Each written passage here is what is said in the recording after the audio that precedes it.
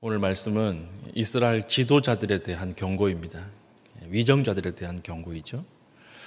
오늘 내용이 어려운 건 아니지만 이 말들이 좀 어렵기 때문에 제가 한 절씩 보면서 설명을 하겠습니다. 1절 보십시오.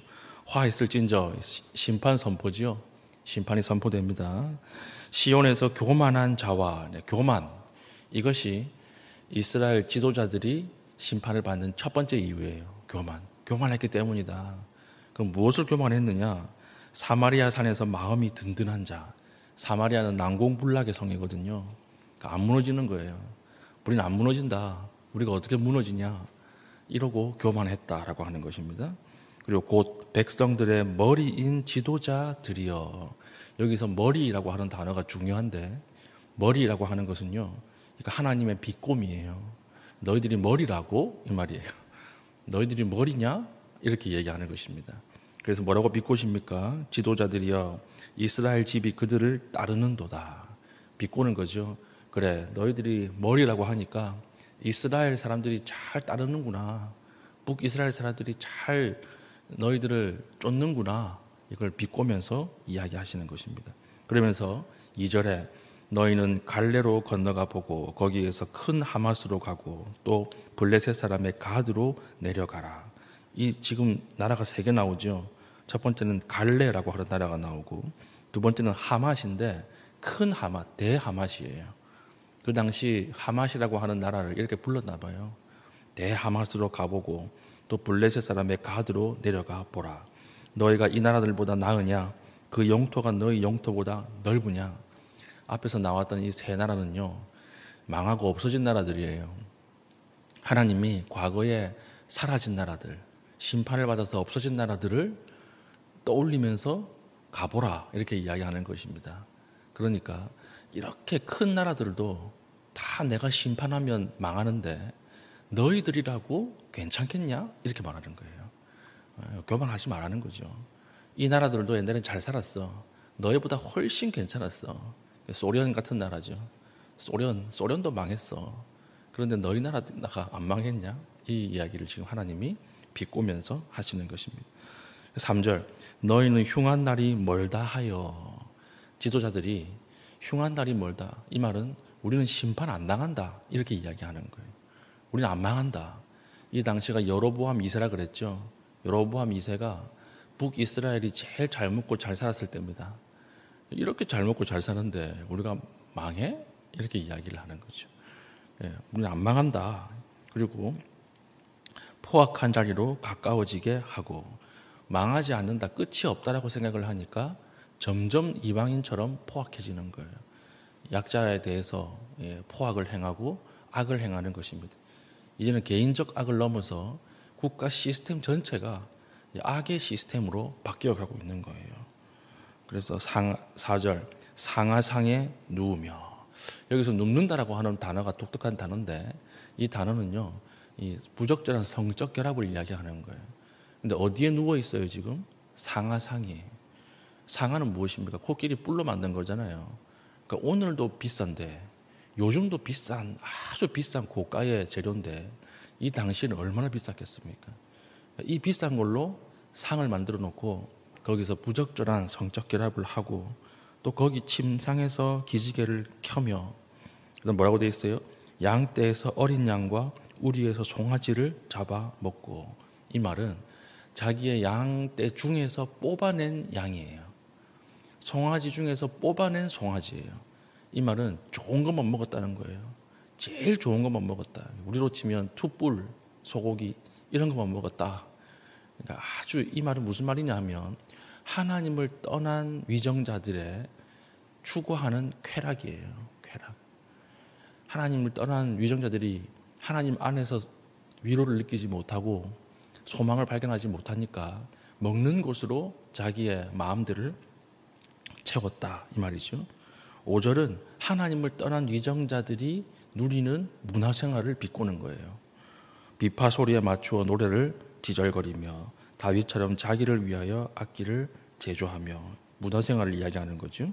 6절 대접으로 포도주를 마시며. 이런데 대접은요, 큰 그릇이 아니라 이거 성전에서 쓰이는 기물이에요. 성전에서 하나님 앞에 제사를 드리며 써야 되는 기물들을 자기들이 포도주를 담아가지고 벌컥벌컥 마신다. 그러니까 하나님 무섭지 않은 거예요. 제사가 완전히 무너졌다라고 하는 것이고, 귀한 기름도 뭘까요? 하나님 앞에 제사 드릴 때 쓰는 제일 좋은 향유, 이 향유를 자기 몸에 바르는 것입니다. 아주 귀한 것을 자기 몸에 바르는 거예요. 이건 자기 절대성, 내가 더 중요하다, 내가 훨씬 중요하다. 하나님께 드리는 것은 없어지는 것 아니냐, 나 좋은 거 쓸래 이래가 좋은 것을 막 발라가지고 써 없애버리는 것, 이것을 이야기하는 것입니다. 그러면서 요셉의 환난에 대하여는 근심하지 아니하는도다. 창세기에 나오는 이야기죠. 형들이 요셉을 죽이려고 했습니다. 구덩이에 던졌죠. 근데 거기 물이 없었어요. 물이 있었으면 죽었을 거예요. 구덩이에 던져가지고 이게 다시 죽인 건데, 죽이고 안 되니까 팔아버리잖아요. 팔아놓고 그날 저녁에 뭐 했을까요? 태연하게 밥 먹고 쉬고 운동하고 다 했던 거예요. 이걸 하나님이 이야기하시는 것입니다. 요셉은 지금 환난 가운데 죽음을 향해 나아가고 있는데, 너희들은 너희 손으로 죽여놓고 아주 태연하게 그 환난에 대해서 모른 척하고 있는 형들과 같구나, 이렇게 이야기하시는 것입니다.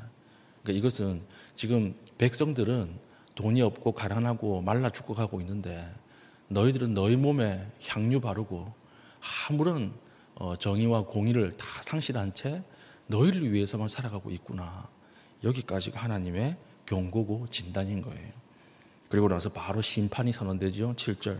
그러므로 그들이 이제는 사로잡히는 자 중에서 앞서 사로잡히리니, 여기 앞서라는 단어 있죠. 앞서. 이 앞서라고 하는 단어가 1절에 나왔던 머리라고 하는 단어와 똑같은 단어예요. 하나님이 왜 비꼬는지 알겠죠. 너희들이 머리라고? 그러면 너희들이 제일 먼저 잡혀가게 해줄게, 이 말이에요. 이게 앞서예요. 앞서. 머리라고? 아이고 참, 그래, 그러면 너희들이 제일 앞장서서 잡혀가라. 이렇게 비참하게 하나님이 이야기하시는 것입니다. 사로잡히리니 기지개 켜는 자의 떠드는 소리가 그치리라. 만군의 하나님의 여호와의 말씀이니라. 이러면서 8절의 마지막에 하나님이 궁궐들을 미워함으로 이 성읍과 거기에 가득한 것을 원수에게 넘기리라. 궁궐과 성읍은 무엇입니까? 자신들의 마음을 든든히 했던 것이죠. 앞에 사마리아 성을 보면서 마음이 든든했잖아요. 이건 안 무너져 그랬잖아요. 하나님이 이 사마리아 성을 무너뜨린다는 거예요. 없애버리겠다, 이렇게 이야기를 하는 것입니다. 실제로 아수르가 쳐들어와 가지고 전부 다 무너지지 않습니까? 아수르는 세계사에서 유래를 찾기 힘들 정도의 포악을 행한 국가입니다. 그러니까 얼마나 포악했냐면, 포로로 끌려갔다 그랬잖아요. 끌려갈 때 가마 태워서 간 거 아니에요. 아수르 자기 나라까지. 손발 묶어서 끌고 간 거 아닙니다.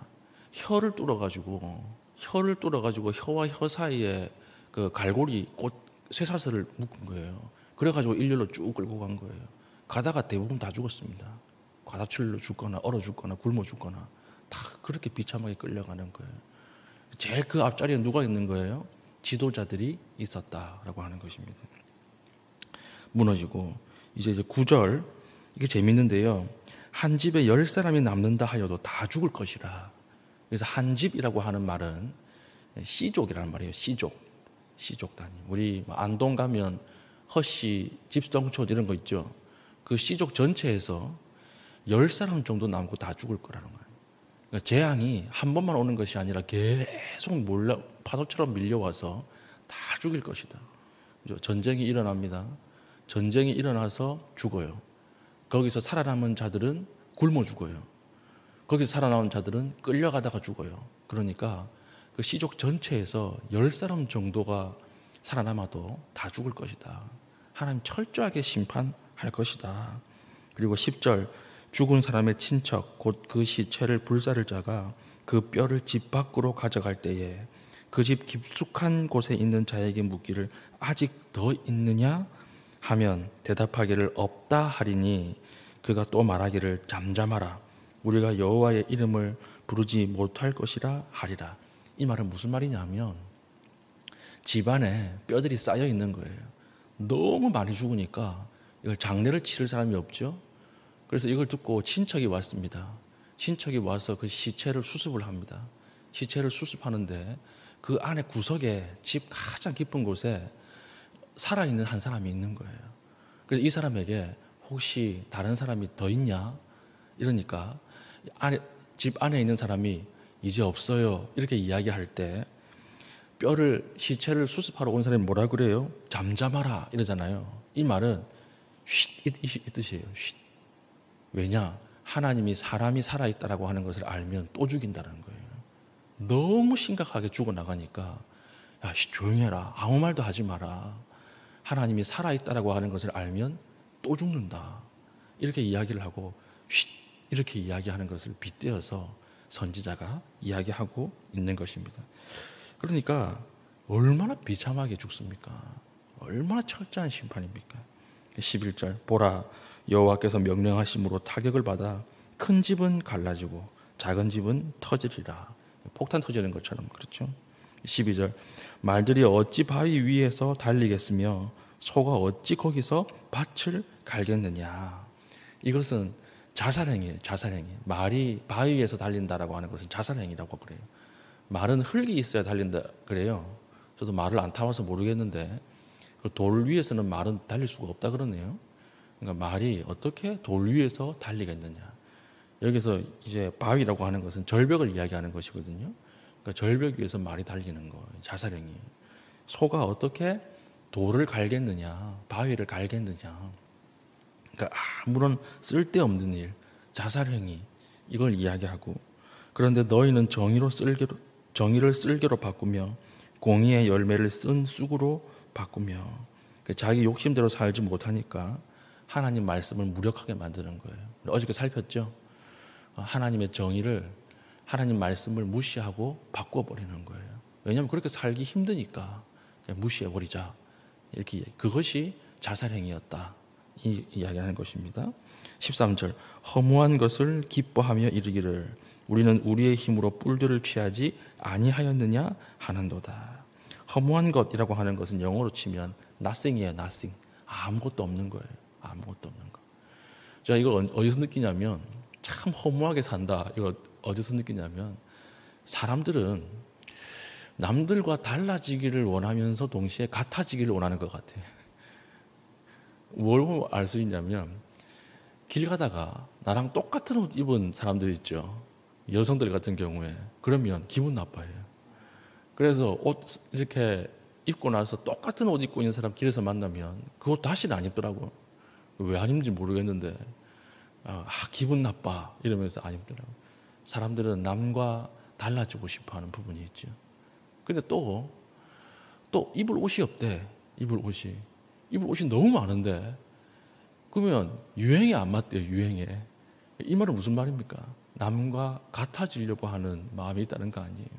그러니까 한 번은 남과 달라지고 싶고 한 번은 남과 같아지고 싶고 계속 왔다 갔다 이렇게 사니까 어떻게 안 허무해질 수 있겠습니까? 그렇지 않습니까? 뭐 샤넬 신상백 나왔다 이러면 그 신상이다 몇 개 없다 우리나라에 2개밖에 없다더라 이러면 뭐 불티나게 팔리잖아요. 달라지고 싶어 하면서도 이게 유행이다 이러면 전부 다 그렇게 입고 다니고 그래 어떻게 안 허무해질 수 있겠는가. 하나님이 이렇게 얘기하시는 거예요. 너희들이 허무하게 사는구나. 허무를 쫓는구나.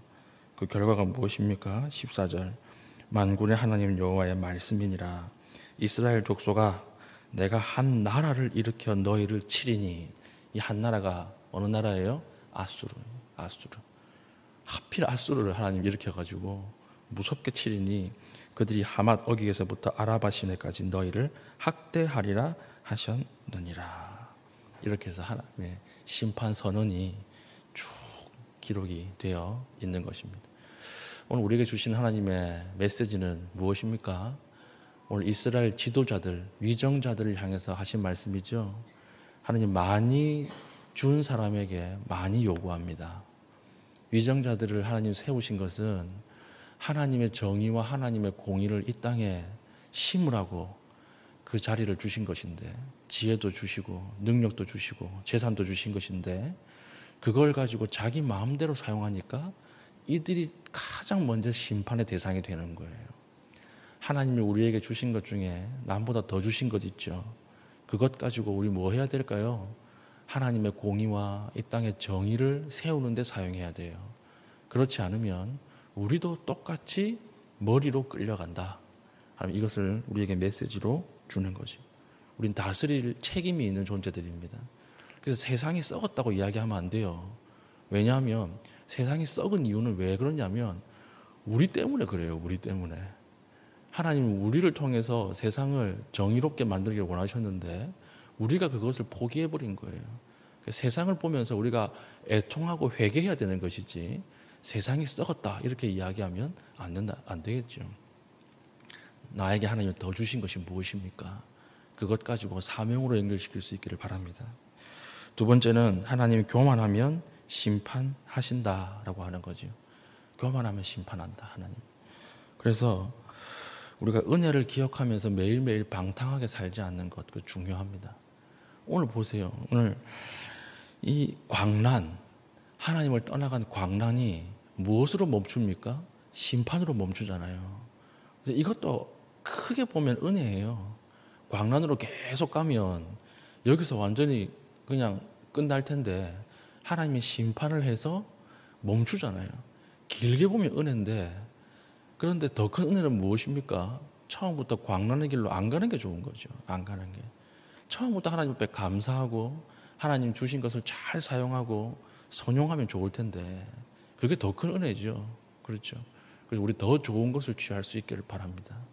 하나님이 주신 것 이것 가지고 우리를 위해 사용하는 것이 아니라 교만하게 우리를 꾸미는 데 사용하는 것이 아니라 하나님의 은혜로 기억하고 이것을 흩어서 구제하고 나누고 사용해서 하나님이 기뻐하시는 곳으로 사용할 수 있는 그런 믿음의 신실한 주의 종 될 수 있기를 축복합니다. 아멘. 오늘 기도합시다. 오늘 말씀을 가지고 기도할 때 하나님 나에게 더 주신 것을 가지고 기도하게 하시고 이것이 흘러나가게 하여 주시옵소서. 또한 오늘 말씀대로 우리나라 위정자들을 놓고 기도합시다. 하나님 이들에게 지혜를 주시고 하나님을 두려워하는 마음 허락하여 주시옵소서. 기도하신 이후에 개인적인 기도의 제목을 가지고 기도하시고 자유롭게 돌아가시겠습니다.